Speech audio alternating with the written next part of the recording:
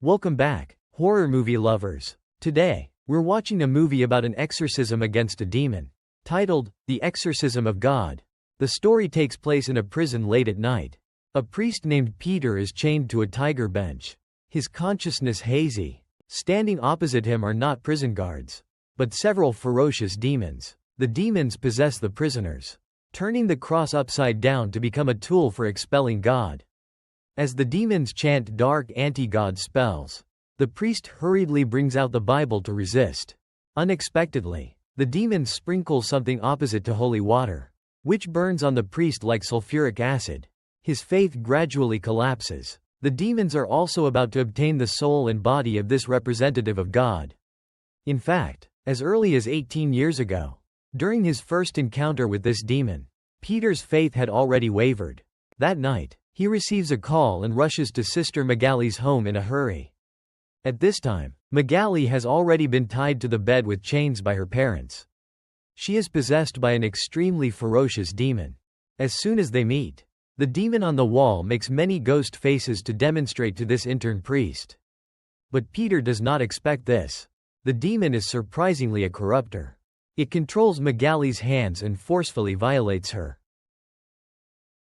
This makes Peter nervously swallow several times.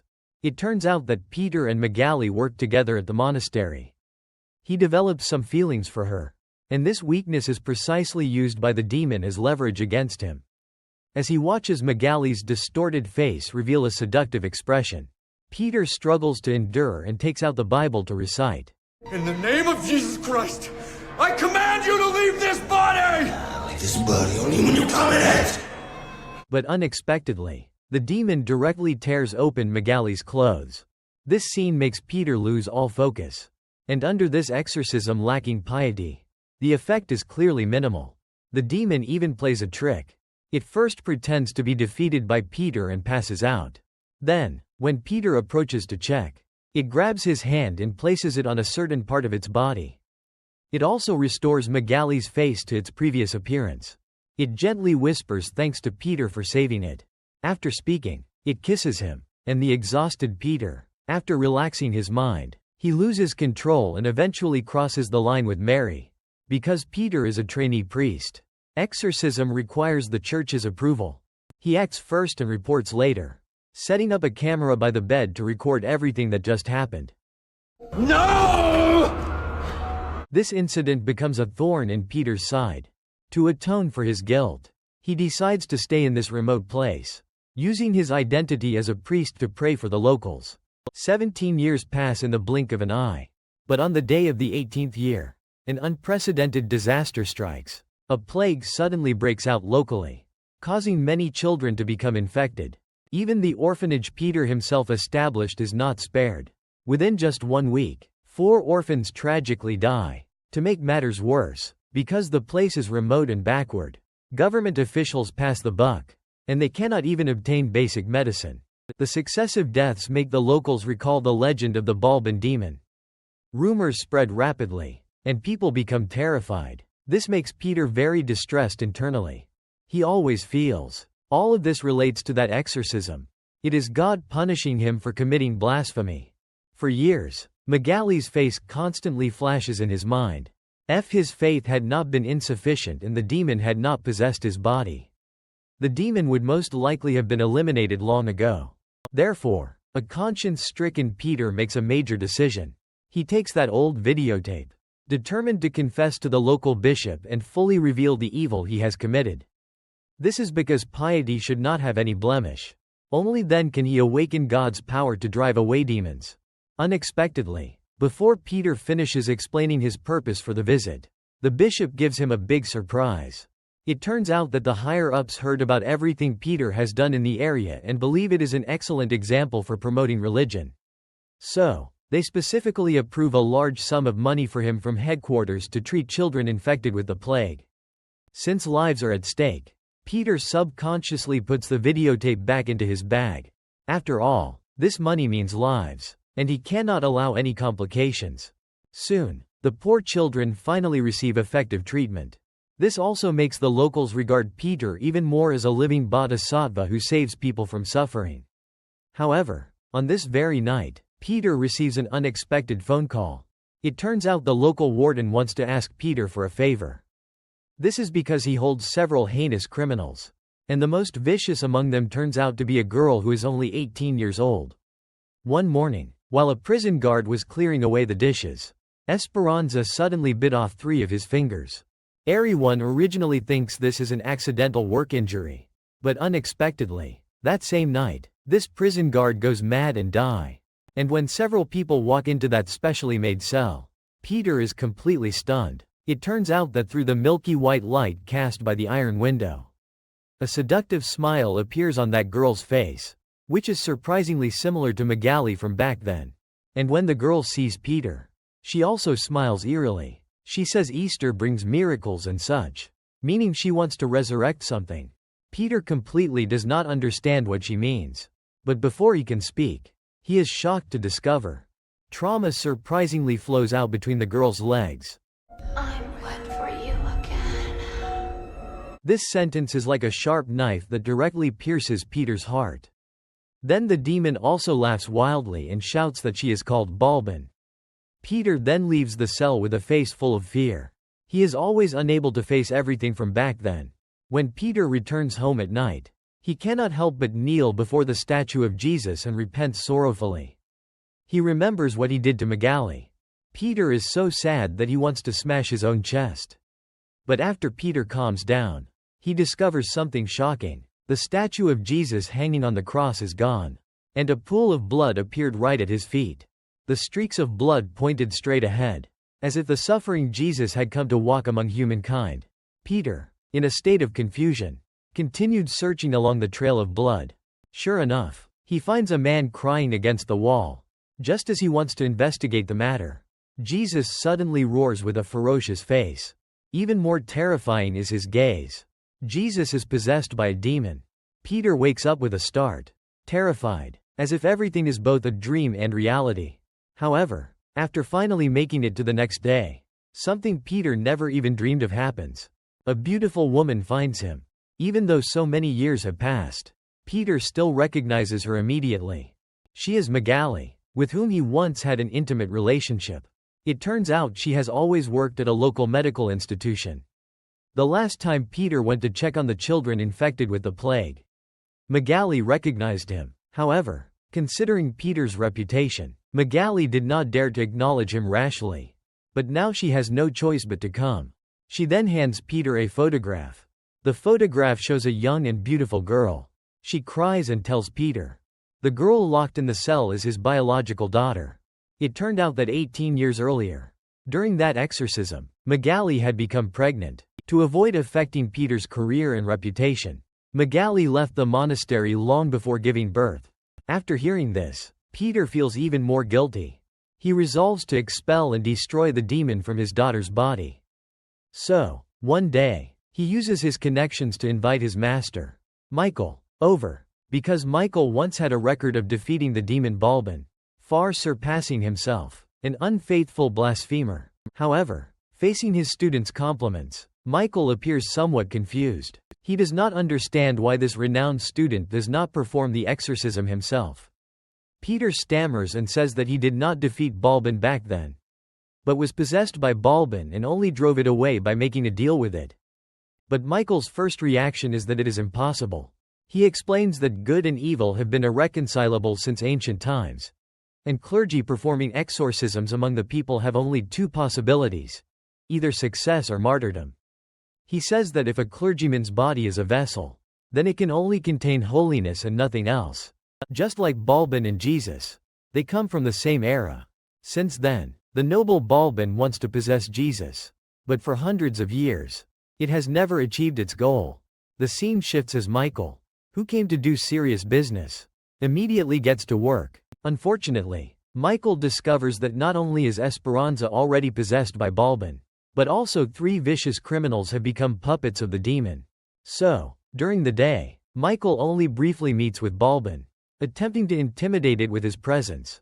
He waits until night to clear the prison for a complete exorcism showdown.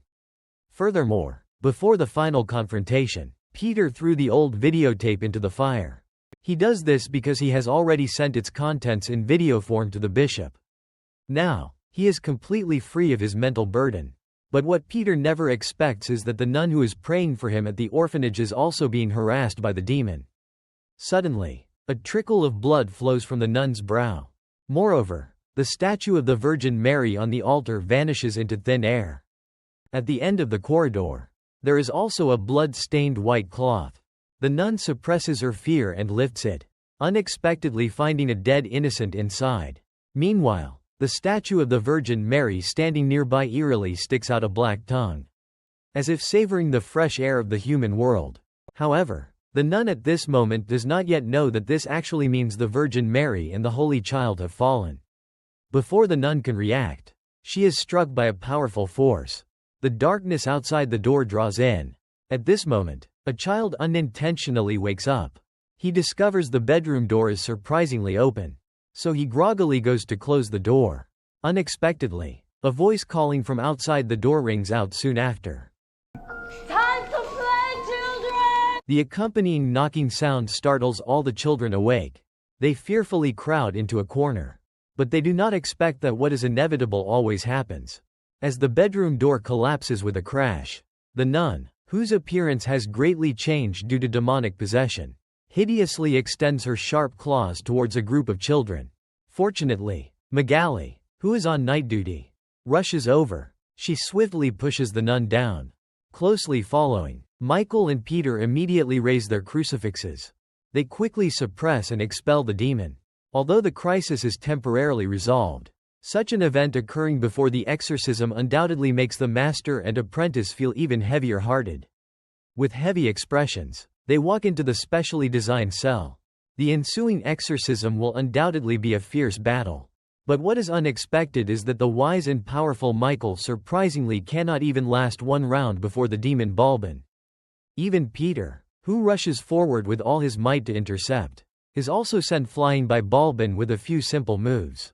Fortunately, the doctor accompanying Peter for the exorcism, while the demon was destroying Michael's body, he injected Esperanza with a pre-prepared anesthetic. She quickly falls unconscious. Michael, who narrowly escapes death, then realizes that what the man said is all true. He indeed made a deal with the demon. Michael can only express his sorrow about this. It turns out that after centuries of continuous exorcisms, the demon Balban has long learned countermeasures.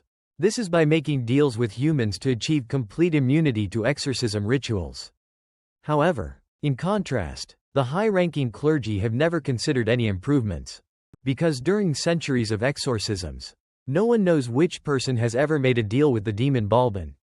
It is even possible that the person who made the deal is an administrator among the high-ranking church officials. The consequence of this is that all past exorcisms have become mere acts. The demons cannot be truly expelled from the human world. Therefore, to deal with Balban later, Michael finally imparts the ultimate secret to successful exorcism. He says that what is important for an exorcist is not to blindly trust others, but to always remember another important rule. By not believing God is with you, but by believing you are God. After careful preparation, the battle restarts. Despite injecting dangerous prisoners with anesthetic beforehand, Michael and Peter still underestimate the demon's fighting power. The possessed Esperanza roars to the sky, and 3 demon puppets charge forward fearlessly. The bewildered doctor is the first to suffer. He loses his life with almost no reaction. This time, Michael's combat power seems even worse than before. Just one puppet renders him completely helpless. Peter's exorcism spell also seems ineffective. The 2 men hastily escape into a secret room to hide temporarily. Michael furiously questions Peter about what is happening. He originally thought Peter's spiritual power was decent and expected to get an assist. This point, Peter can only honestly admit that he indeed committed a great sin during the exorcism 18 years ago, which led to him having Esperanza as a daughter. Peter then strangely questions Michael about why his powers are also gone. Michael gives a bitter smile. Peter, Balban didn't lie. In order to save the possessed child, I had to make a deal with him. I sold my soul to him and lost all power over him. It turns out everyone has their own untold hardships. For someone they care about, they once succumbed to the demon Balban. But it is too late for regrets. At this moment, Michael can no longer hold on. It turned out that in his recent battle with the demonic puppets, he had unfortunately been wounded in a critical area and didn't have long to live. Before he dies, Michael still hopes his apprentice Peter can successfully exorcise the demon. So he uses his last bit of strength to once again advise Peter. He says even though he and Balban made a previous deal and he is possessed, but as long as he has not sold his soul to the demon, then there is still hope to defeat it. Originally, Peter also believes he has no chance of survival. But as the demons are about to break through the door, he suddenly remembers a video he once recorded. In that video, he truthfully confesses his sins. And Michael says that as long as one sincerely repents to God, they can gain that miraculous exorcism power. Immediately, Peter no longer hides but resolutely counterattacks the demons. Sure enough, faith is the source of strength. In the blink of an eye, the re-energized Peter pushes the demon puppets back step by step. But at this moment, something unexpected happens. In the long corridor, heavy breathing sounds echo. It turns out that the crucifix-carrying Jesus statue suddenly attacks him. The Jesus statue pounces like an agile ape. Unfortunately, before the awakened Peter, with God in his heart, everything is ultimately an illusion. Peter, who firmly believes he is God, would never take this decaying wooden idol seriously. However, Peter, with victory in sight, is suddenly attacked by a small demon from behind and knocked unconscious. When he vaguely wakes up, he finds that the demon Balban has set up an exorcism ritual. Balban wants to drive God's faith out of Peter's body through reverse exorcism. Attempting to achieve the goal of possessing Peter's body, Peter is forced to use all his strength to recite the Bible and engage in a struggle with Balban. Both sides start shouting gibberish at each other as if spitting. Balban uses a crucifix and sprinkles holy water. Fortunately, evil never triumphs over good, and the demon is soon suppressed on the ground like a deflated ball. But Balban is always known for his cunning. In the name of God, the Father, the Son, the Holy Spirit, I command you to leave my daughter Esperanza. Okay, I'll do it. But you just need to consider something before. CKS up a piece of broken glass from the ground, holds it to its own neck, claiming that if Peter insists on the exorcism, it will talk his daughter Esperanza's life before being driven out. Balban also presents the scene of the orphanage before Peter. For every moment Peter hesitates, a child is taken by the demon. However, if Peter agrees to make a deal with the demon and sells his soul, then these dead children can be resurrected, and his daughter can also return to normal. As soon as these words are spoken, Peter's spiritual resolve instantly collapses. I will free Esperanza and all the children.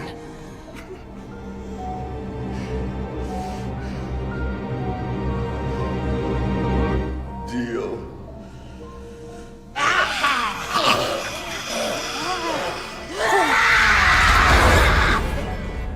Let the will of the Lord be done.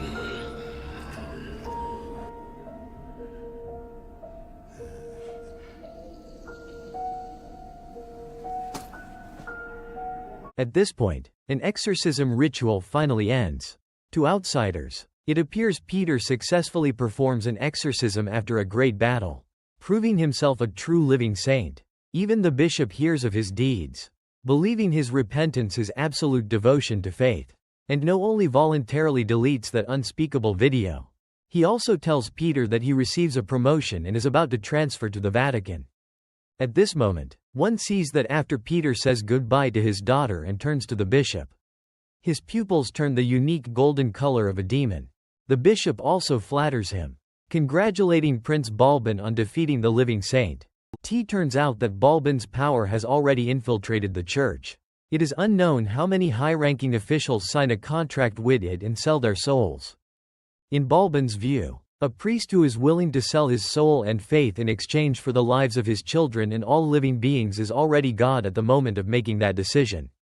And at this moment, It possesses God's body and takes his soul.